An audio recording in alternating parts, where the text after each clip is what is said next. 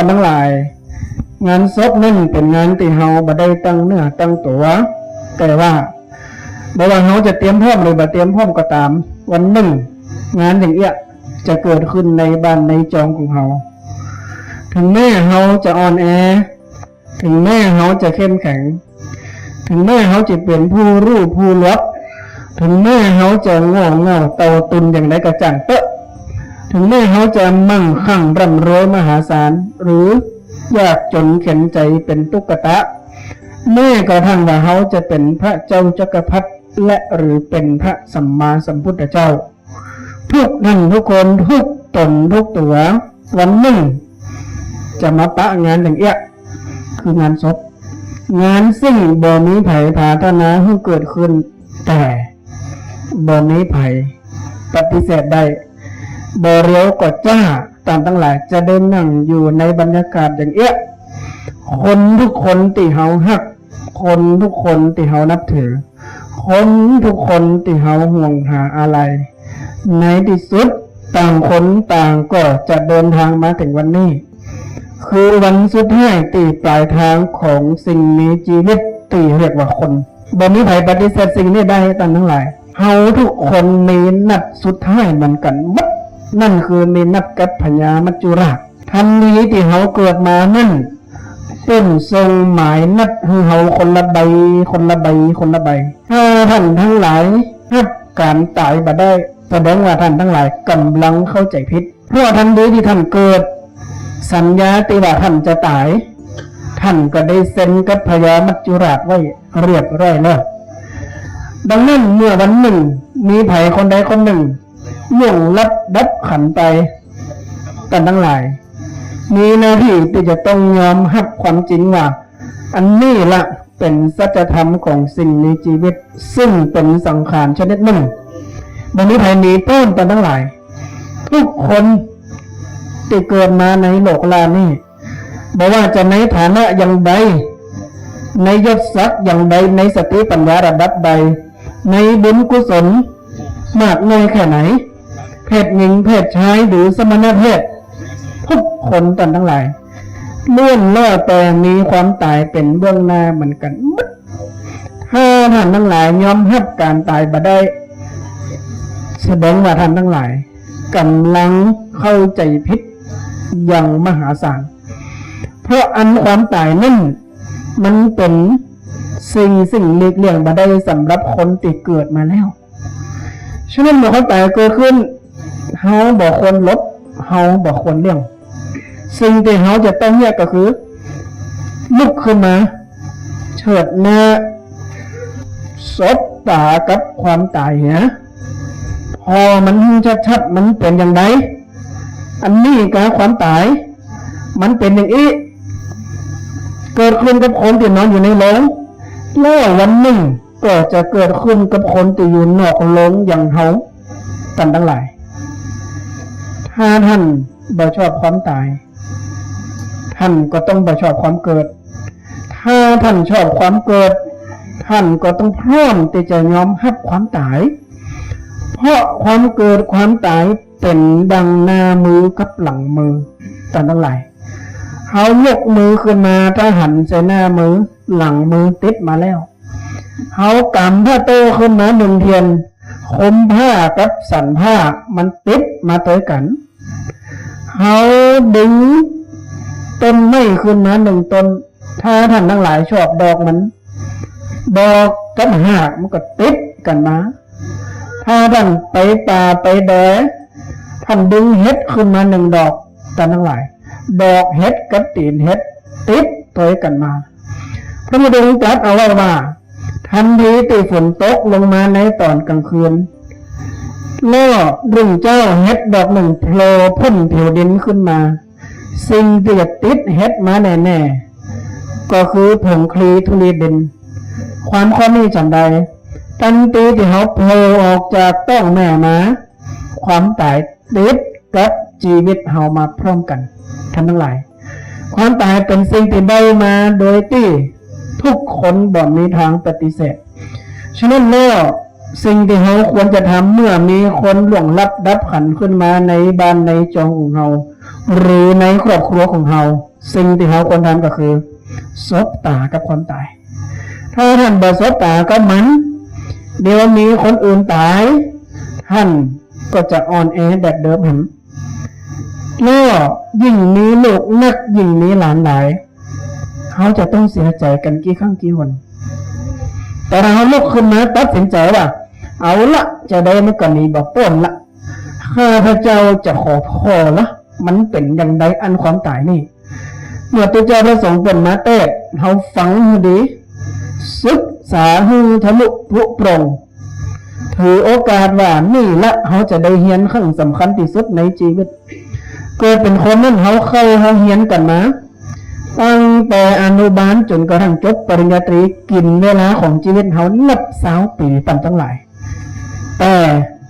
สถาบันการศึกษาเรานั่นทั้งนั้นบัดได้สอนวิชาเตรียมตัวตายสอนอย่างเดียวคือวิชาทำมาหากินนั่นเป็นเหตุให้มนุษย์เฮายังคงอ่อนแอเมื่อมีคนบาดเจ็บและล้มตายฉะนั้นวิชาเตรียมตัวตายนี่เฮาแต่ทั้งหลายจะต้องเตรียมเอาคนเดียวเมื่อให้เตรียมเฮาบ่ได้เฮาต้องเตรียมคนเดียวตัวอาตมานั่นนับแต่โยมแม่ของอาตมาเสี่ยงบุญไปตั้งหันเป็นต้นมาอาตมาได้ตั้งอยู่ในความบ่ประมาทได้ตั้งอยู่ในความบ่ประมาทด้วยการดูแลโยมป่อ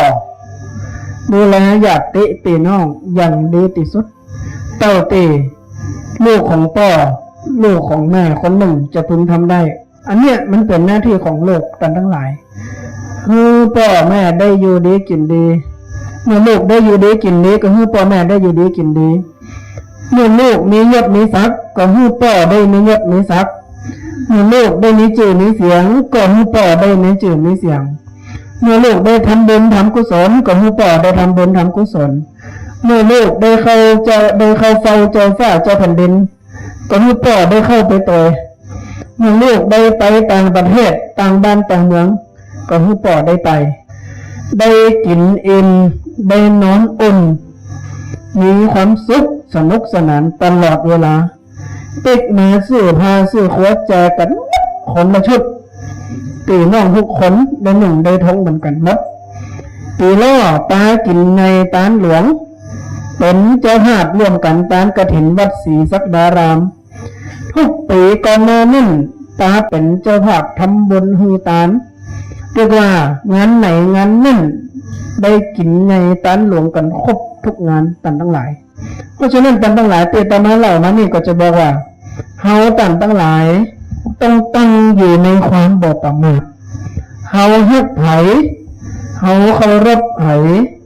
เฮาบูชาไผเฮาเป็นห่วงดวงใยไผตอนยังคนฮือปากันมันดูแลหะอันใดดีเนี่ยฮือปากันเนี่ยอันใดดีสร้างฮือปากันสร้างอันใดดีพอดีก้อยก็ปากันพอกันก้อย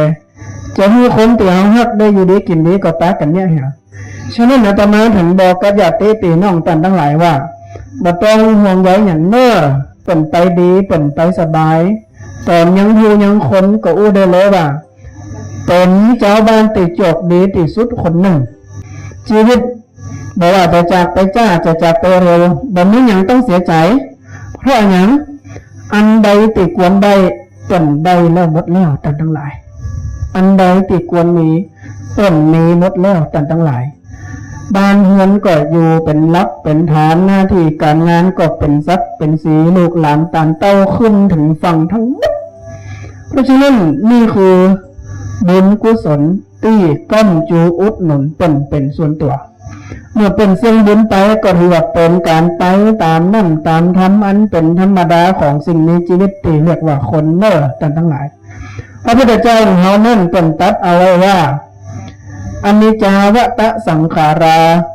อุปปาทวะธรรมิโนอุปปัจจิตวานิรุชันติเตสังวูปะสมุสุโขอนิจจาวตะสังขาราแปลว่าสังขารทั้งหลายมันบ่เที่ยงอุปปาทวะธรรมิโนมีเกิดมีดับเป็นธรรมดาอุปปัจจิตวานิรุชันติเกิดมาได้ก็ดับไปได้เหมือนกันเตสังวูปะสมุสุโขเมื่อใดก็ตามที่เขาสงบสังขารนั่นโดยการเข้าถึงพระนิพพาน ก็เมื่อนั่นแหละแต่ทั้งหลายที่เขาจะโป้นตุกโป้นหนักนี่พระเจ้าเป็นได้บอกเขาแล้วเพราะฉะนั้นเขาจะไปตากันตกอกตกใจเนอะแห่งยังหนึ่งเป็นกระบอกยังจินจิสมุทัยธรรมังสัพพันตังนิโรธธรรมังแปลว่าสิ่งใดสิ่งหนึ่งมีความเกิดขึ้นเป็นธรรมดาสิ่งนั้นทั้งหมดเลื่อนแล้วแต่มีความดับไปเป็นธรรมดากันทั้งหลาย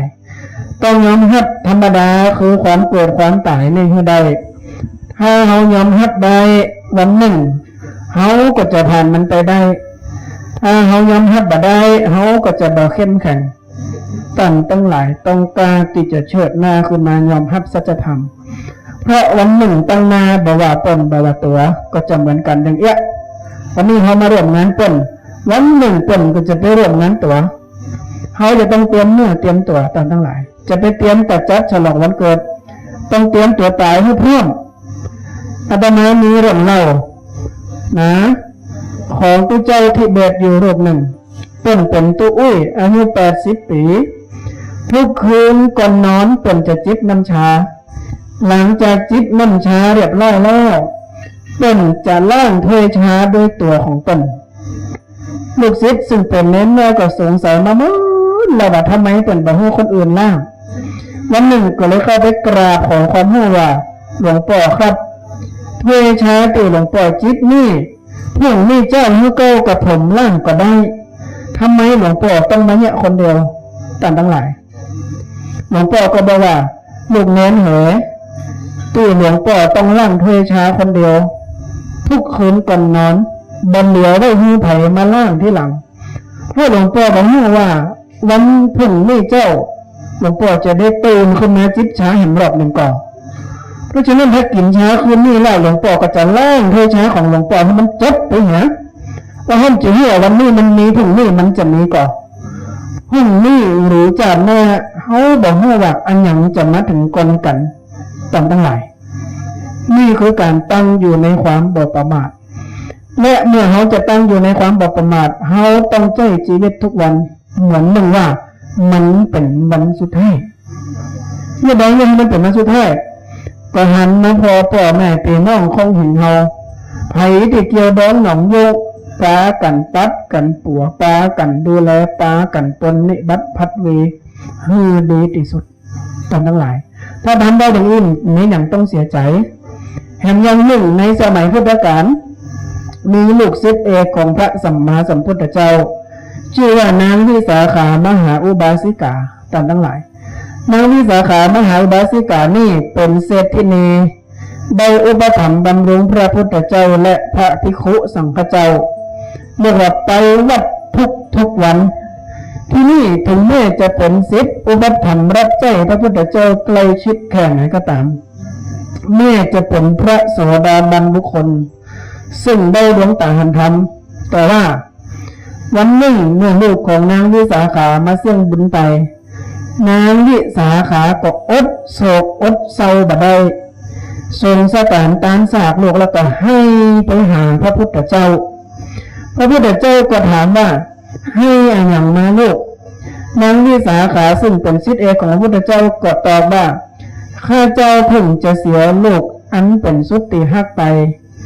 แล้วพระพุทธเจ้าก็เลยถามว่าเธอมีลูกอยู่กี่คนกันทั้งหลายนางวิสาขามีลูกนักหลานหลายเต็มบ้านเต็มเมืองกว่า30 คนแล้วนางวิสาขานี่อายุยืนถึง120 ปีอยู่ในห้องพระพุทธเจ้าทุกเมื่อเจ้าวันหนึ่งเมื่อลูกตายยังกั้นน้ำตาไม่ได้ไปหาพระพุทธเจ้าเมื่อไปหาพระพุทธเจ้าพระพุทธเจ้าก็บอกว่าวิสาขาเหยหากเธอมีลูก100 คนถ้าเธอหักความตายความพัดพรากมาได้เธอก็จะต้องให้กับลูก100 คนที่หนึ่งตายเธอก็ให้ไปแล้ว1 ครั้งต่อมาคนที่2ตายเธอก็ให้ไปแล้ว2 ครั้งคนที่3ตายเธอก็จะให้ไปอย่างเงี้ยพระเจ้าก็เลยบอกว่ายิ่งเหตุลูกเลยเพราะเธอมีลูกที่จะต้องตายเต็มบ้านเต็มเมืองลืมตาขึ้นมาเฉิดหน้าชูคอให้ชัดๆซบตากับความตายว่านี่คือความจริง นี่คือความจริงเวลาที่มีคนตายเป็นเวลาที่เขาจะต้องเห็นเป็นเวลาที่เขาจะต้องหู้เป็นเวลาที่เขาจะต้องหัดเห็นคือเห็นบทเรียนของชีวิตเห็นไว้จะได้ประสบตกหู้คือหู้เต่าหู้ตันว่าชีวิตมันกลับเป็นดังเอี้ยเกิดได้มันก็ตายได้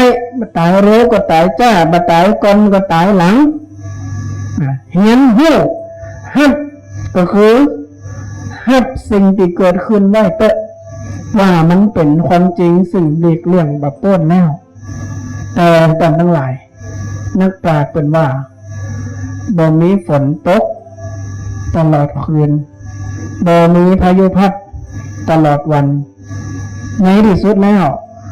ความเจ็บความทุกข์ความเศร้าหมองที่เขากำลังประสบอยู่วิโยคโศกสันโศกาดุนทั้งหมดบ่ว่าจะนักหนาสาหัสจะได้ก็ตามวันหนึ่งมันก็จะผ่านไปอยู่ดี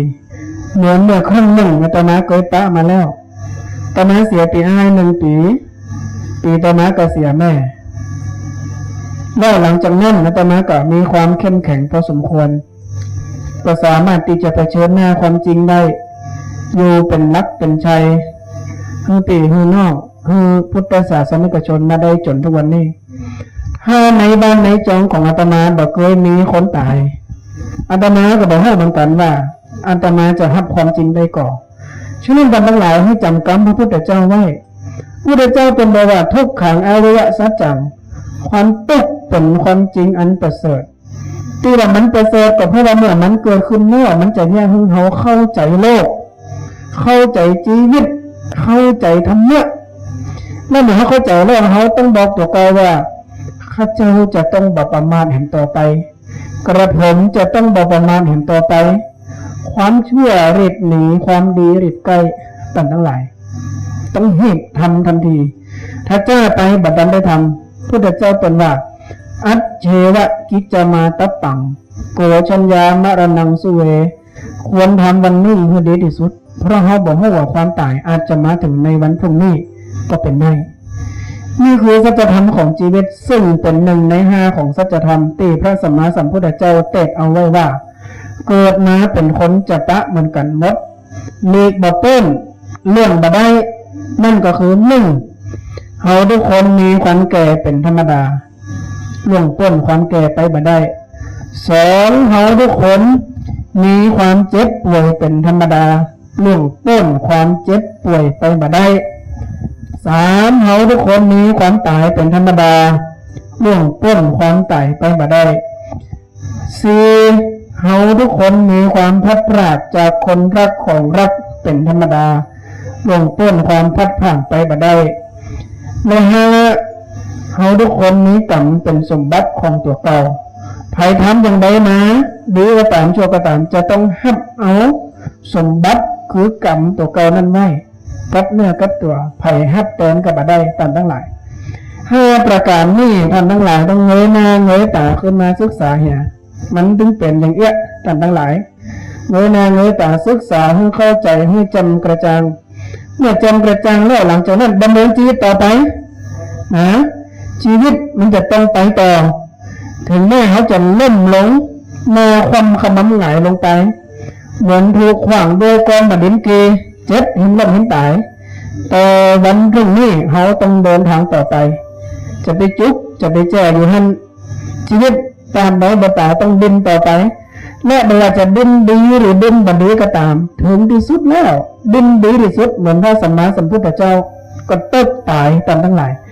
ดินบดีก็คือดินไปเป็นโจรเป็นขโมยเป็นผู้ร้ายคนเป็นจังทั้งบ้านทั้งเมืองสุดให้ก็ปะกันตีความตายเหมือนกันนั่นหมายเขาจะตายอยู่แล้วคนตายต้องฝากจื่อฝากเสียงโน่นๆทั้งหลายพุทธเจ้าเป็นบอกว่ารู้ตังชีรตินามะโคตตังนะชีรติแต่ว่ารูปคือรูปร่างสังขารร่างกายจิตใจจะแตกดับแต่ชื่อเสียงสกุลวงเฮานั่นจะยังคงอยู่นักปราชญ์เป็นเขียนเป็นกวีเอาไว้เหมือนกันว่างัวควายจ้างม้าตายแล้วเหลือหนัง ดูเขางายังเอาใจกันได้จันหลวงสุดตึงปุ่มและใส่ยังกินลงไปอิ่มต้องมนุษย์เขาตายสหายปีน้องให้บ่อวงคงอะไรสุดแต่ดูพวกยังเอาขวางไก่กลัวจักเป็นภัยผีจักหลอกบ้านผีจักหลอกบ้านกันทั้งหลายฟังให้ดีๆเนอะงอควายเจ้าหน้าตายหน้าเหลือหนังดูเขางานยังเอาใจกันได้ทีนี้วันหนึ่งเมื่อมนุษย์เขาตายเขาเหลืออย่างถ้าท่านบ่มีความดีสักอย่างท่านสู้งอควายเจ้าหน้าบ่ได้วันหนึ่งเมื่อสัจธรรมมาเกิดขึ้นตนลงรับขันไป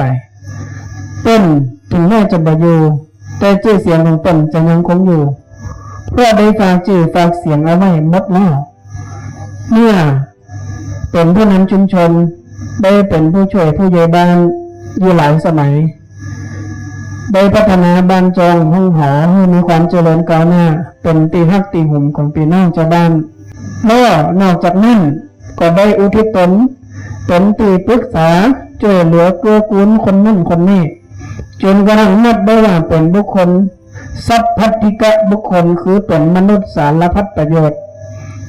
ง่ายๆว่าภัยเดือดร้อนห้อนใจอันยังมาหายินดีช่วยทุกสิ่งทุกอย่างช่วงวันหนึ่งเมื่อลงรับขันไปมองตามคติธรรมคำสอนของพระพุทธเจ้าก็ได้ยังภาคภูมิใจว่าให้วางใจเตะเปิ่นไปของเปิ่นตามสบายแล้วเพราะว่าเปิ่นได้ทำสุดแส่ประเลโยสารแล้วอันใดควรทำในแง่ของผู้นำครอบครัวได้ทำแล้วอันใดควรสร้างในแง่ผู้นำชุมชนได้สร้างแล้วอันใดควรบ่มบำเพ็ญในแง่ของชาวพุทธก็ได้บ่มบำเพ็ญแล้วและในแง่ของมนุษย์คนหนึ่งก็ได้ใช้ชีวิตมาเรียกว่าเกือบ60 ปีผ่านฟ้าผ่านฝนผ่านห้อนผ่านหนาวมาเสี่ยงปีแล้วชื่นกันทั้งหลายมองอย่างอี้ก็จะหันว่าต้นสู้งัวควายจ้างมาได้สบายมากถึงจากไปแต่ชื่อเสียงจะยังคงอยู่เป็นนิรันดร์เหลือกระตอโมเฮาตันตั้งหลายนี่ที่ยังผู้ยังคนอยู่จะต้องย้อนกลับมาพอตัวเก่าว่าเรื่องเฮาได้เนี่ยอันอย่างพ่องคือครอบครัวได้เนี่ยอันอย่างพ่องคือสังคมได้เนี่ยอันอย่างพ่องคือวัดวาศาสนาและได้เนี่ยอันอย่างพ่องที่เป็นการบำเพ็ญบุญญาบารมีเป็นการส่วนตัวถ้าท่านบ่ได้เนี่ยถ้าท่านบ่ได้สร้างลุกขึ้นมาตากันเหตุเนี่ยตากันเหตุสร้างเพราะเวลาของเฮาบ่ยาวเนอะพระพุทธเจ้าเป็นว่าไว้แล้วชีวิตมนุษย์นั้นสั้นเหลือเกินแต่ทั้งหลายสั้นดังน้ำข้างตื่นเจ้ามาออกไปเดินจงกรมหันน้ำข้างพรางพรมบนยอดหญ้าแค่เดินไปเดินมาหันแป้นกำน้ำข้างสลายไปเหี่ยชีวิตสั้นเหมือนสายฟ้าแลบแต่ปราดเหงื่อหน้าขึ้นไปพอวัดตาเดียวดับหายไปในความมืดชีวิตสั้นเหมือนฟุ้งฟ้องของน้ำฝนตกลงมาไหลผ่านใจขาตกลงไปห้องรอมีนั่นเป็นฟุ้งเป็นฟ้องขึ้นมาวัดเดียวก็ดับไปเหี่ยและชีวิตเหมือนหอยขีดบนผืนน้ำเอาไม้ขีดบนผืนน้ำบกยกไม้ขึ้นมาหอยนั่นก็หายไปและชีวิตเหมือนหอยตีนบนผืนทรายทันทีที่คลื่นสาดซัดมาหอยตีนก็ลบหายท่านทั้งหลายชีวิตเหมือนต้นกล้วยท่านหลอกกาบกล้วยหลอกไปทีละกาบท่านจะบปะกันของกล้วยอยู่ในหั่นมีแต่ความหวังทั้งนั้นท่านจะคว้าอย่างได้เป็นเกณฑ์เป็นสารบ่ได้สักอย่างเพราะเกณฑ์สารของมนุษย์เกณฑ์สารของสังขารคือความหวังเปล่าชีวิตเหมือนหอมเตียนกันทั้งหลายท่านตอกหอมเตียนทีละกลีบท่านจะบปะเกณฑ์ของหอมเตียนอยู่ในหั่นหลอกแต่ละกลีบออกจากกันก็เหลือแต่ความว่างฉันได้ก็ฉันนั้นชีวิตเรามันว่างมาตั้งแต่ต้นท่านจะมาไหว้ไม้สาย้อมือสาบนบานสารเก่าสิ่งศักดิ์สิทธิ์ทั่วทั้งสากลและโลกว่าสาธุเจ้า คนอื่นตายได้แต่คนฮักของข้าเจ้าห้ามตายมันเป็นไปบ่ได้ตามทั้งหลายมนุษย์บ่สามารถยื้ออย่างไว้ได้สักอย่างฮักสิ่งใดจะจากสิ่งนั้นกอดสิ่งใดจะเสียสิ่งนั้นครอบครองสิ่งใดก็จะพัดพรากจากสิ่งนั้นอันนี้เป็นสัจธรรมเป็นบอกว่าชีวิตเป็นไปตามพระไตรลักษณ์หนึ่งอนิจจังบ่มันบ่เที่ยงสองทุกขังทนอยู่ในสภาพเดิมบ่ได้เต็มไปด้วยความทุกข์สามอนัตตามีแต่ความว่างเปล่าไขว่คว้าอย่างมาครอบครองบ่ได้สักอย่างท่านต้องฟังให้ดีๆนะหนึ่งบ่เที่ยงเกิดใดดับใดสองทุกขังเป็นทุกข์ไผว่ามันเป็นสุขตัวบอกแล้วว่ามันเป็นทุกข์มันทนอยู่ในสภาพเดิมบ่ได้บ่มีไผอยู่ก้ำฟ้าชั่วฟ้าดินสลายบ่มีทางทุกสิ่งทุกอย่างจะเปื่อยสลายเหมือนกันหมดและอนัตตาท่านทั้งหลายจะสั่งมันว่าห้ามเด็ดขาดห้ามตายต้องเอาอยู่ยืนต้องอยู่ก้ำต้องอยู่ตัวกันไป100 ปี120 ปี150 ปี200 ปี300 ปีพันปีท่านสั่งได้ก่อตอนที่พระสัมมาสัมพุทธเจ้าจะดับขันธปรินิพพานนั้นพระอานนท์พุทธอนุชาคือน้องบ่าวของตนได้เข้าไปกราบพระพุทธเจ้าขออาราธนาให้พระสัมมาสัมพุทธเจ้าอายุยืน120 ปีอยู่ให้เป็นลักโลกพระพุทธเจ้าบอกว่าอานนท์เหยถึงแม้เขาจะเป็นพระสัมมาสัมพุทธเจ้าก็ตามแต่ว่าเขาก็หนีความจริงไปบอกต้นอานนท์เหยสังขารของเขาตถาคตนี่จะว่าไปมันก็เหมือนล่อเก่าๆสักกันหนึ่งเมื่อใจงานมาเต็มที่มันก็เสื่อมก็สึกหรอก็เก่าดังอัดเอ็ดเต็มที่มันจะพุจะตังไปตามอายุการใช้งานเพราะฉะนั้นอานนท์เหยเธอบัดต้องมาอ้อนมาวอนให้เขาอยู่หรอกเขาแก่แล้วสังขารของเขาเหมือนผลไม้ที่มันสุกกาต้นบ่เรียวก็จ้าบ่ว่าลมจะปัดหรือแมงจะจิกอย่างใดอย่างหนึ่งในที่สุดมันก็ต้องหล่นก็ต้องร่วงเมื่อพระพุทธเจ้าอู้อย่างอีแล้วพระอานนท์ก็จนปัญญาที่จะขอต่ออายุพระสัมมาสัมพุทธเจ้าญาติพี่น้องทั้งหลายพระพุทธเจ้าเป็นผู้ตรัสรู้สัจธรรมคืออนิจจังทุกขังอนัตตาแล้วเมื่อถึงเวลาหนึ่งสัจธรรมที่เป็นตรัสรู้นั่นก็เกิดขึ้นกับตัวตนเหมือนกันอู้ง่ายๆว่าพระพุทธเจ้ายังตายแล้วคนเฮาแม่มาจากไหนมันจะตายบ่ได้ท่านเราเกิดพอแล้วเมื่อเกิดได้แล้วฮือวางจิตฮือวางใจอันเนี้ยสัจธรรมของชีวิตเนอะความเกิดความตายเข้ามาด้วยกันยกมือขึ้นมาหน้ามือหลังมือติดตัวกันมายกผ้าขึ้นมาสั่นผ้าคมผ้าตัวกันมาดึงเฮ็ดขึ้นมาดอกเฮ็ดตีนเฮ็ดติดกันมาเมื่อท่านเกิดมาท่านมีลมหายใจและวันหนึ่งลมหายใจเดียวกันนี่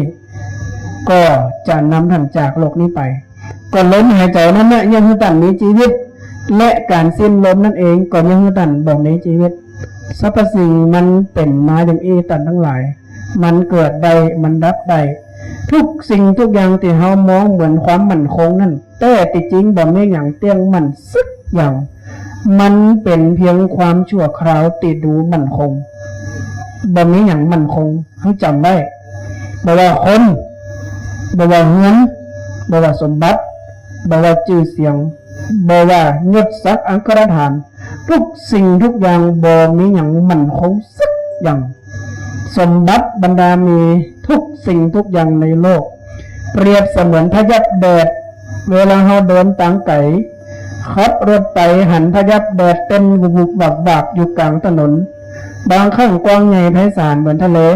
ขับรถไปไกลๆพยับแดดบ่มีตัวตนท่านทั้งหลายชีวิตก็ว่างเปล่าอย่างอันเนอบ่มีตัวบ่มีตนอย่างฮือเกาะฮือกำฮือยึดติดถือมัน ปากันทำความเข้าใจความจริงสุดท้ายนี่คือชัดเจนแจ่มแจ้งเมื่อชัดเจนแจ่มแจ้งแล้ววันหนึ่งพิความตายมาถึงตัวเก่าเข้าก็จะได้จากโลกนี้ไปโดยบ่ตกอกตกใจคนอื่นจากไปก็ฮับใดตัวเก่าจากไปก็ฮับใดวางจิตวางใจให้เสมอกันกับสัจธรรมสัจธรรมนี้อย่างใดวางใจเพียงอันเมื่อจิตเมื่อใจของเฮาวางอยู่สอดคล้องตรงกันกับสัจธรรมเมื่อสัจธรรมเกิดขึ้นเขาก็จะบอกว่าอ๋อมันเป็นอย่างอันเองอ๋อมันเป็นอย่างอี้เองนี่แหละกันทั้งหลายตาตามันเป็นของมันอย่างนั่นเองทำความเข้าใจเหียนหูหูจักเหียนหูหูเต้าฮับหูได้เหียนหูหูจักเหียนหูหูเต้าและฮับหูได้วันหนึ่งท่านจะผ่านสิ่งเหล่านี้ไปเลวร้ายนักหนาที่สุดแค่ไหนมันผ่านมามันก็จะผ่านไปบ่ไม่หยังอยู่กับตีสมหวังที่สุดแล้ววันหนึ่งมันก็จะผ่านไปเพชรหวังที่สุดวันหนึ่งมันก็จะผ่านไปทุกข์ที่สุดวันหนึ่งมันก็จะผ่านไปสุขที่สุดวันหนึ่งมันก็จะผ่านไปทุกสิ่งทุกอย่างเป็นสายลมเนอะแต่ทั้งหลายเนอะมันปัดมันปิวมาแล้วมันก็จะไปอันเนี้ยเป็นธรรมดาของสิ่งในชีวิตที่เรียกว่าคนฉะนั้นในค่ำคืนนี้ท่านทั้งหลายได้มาฟังพระธรรมเทศนามาร่วมเป็นเจ้าภาพสวดพระอภิธรรมศพก็ขอให้ปากันก้มหน้าก้มตาย่อมือไหว้สาเอาสัจธรรมจากพระสัมมาสัมพุทธเจ้าไปเหียนไปหู้ไปประพฤติปฏิบัติให้แจ้งอยู่แก่ใจเมื่อแจ้งอยู่แก่ใจแล้วจะได้มีภูมิต้านทานจะได้มีภูมิคุ้มกันความทุกข์เหมือนกับรถตีนี้กันจนชีวิตก็ต้องการธรรมะเป็นกันชนฉันใดก็ฉันนั้นในท้ายที่สุดก็ขออนุโมทนาสาธุการแขกผู้มีเกียรติทุกท่านทุกคนตั้งฝ่ายสมณศรัทธาตั้งฝ่ายมูลศรัทธาตั้งฝ่ายบ้านเมืองตั้งฝ่ายโรงเรียนตั้งฝ่ายปกครองและพ่อแม่พี่น้องทุกท่านทุกคนขออนุโมทนาสาธุการในนามของท่านเจ้าภาพโดยในด้านที่สุดนี้ก็ขออ้างอิงเอาคุณพระศรีรัตนตรัยบุญกินบุญตานทั้งหมดที่เราทำด้วยกันลงมารวมกันเป็นตบะเป็นเดชะพละวะปัจจัยอำนวยโอชัยให้ดวงวิญญาณของปอดให้ได้พ้นติอยากให้ได้พรากติตกให้ได้ถึงสุขในสุขติสัมปรายภพสมควรแก่บุญญาวิสัยที่ตนได้บำเพ็ญมาทุกประการหับประธานแสดงบรรดามาเทศนามาก็ขอสมควรแก่เวลาขอสิ้นสุดยุติลงแต่เพียงเท่านี้เอวังก็มีด้วยประการฉะนี้